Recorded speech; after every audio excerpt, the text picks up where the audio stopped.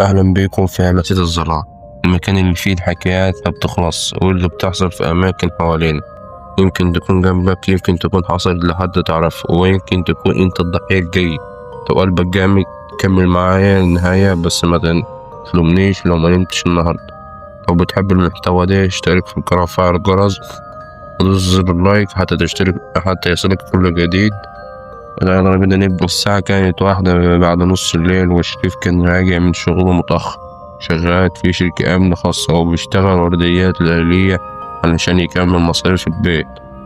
وبعد وفاة أبوه اليوم ده كان تعبان جدا، وكان اللي عايز ياكل لقمة وينام وهو بيفتح باب شقته في الدور الرابع من عمارة قديمة وسط البلد. موبايله رن، بص على الشاشة رقم غريب، رد وقال أيوه مين معايا؟ مفيش هيرد. سمع صوت أنفاس تقيلة وبعدها صوت خافت قال أنت الضحية رقم 13. وقفل المكالمة. وقف شريف لحظة مكانه استغرب ومستاء وقال ايه الهزار السخيف ده. بص أول ما لف عينه على باب شقته لاحظ حاجة غريبة، في علامة مرسومة بالطباشير الأحمر شبه رقم 13 بس مقلوبة. لمس العلامة حس بسكون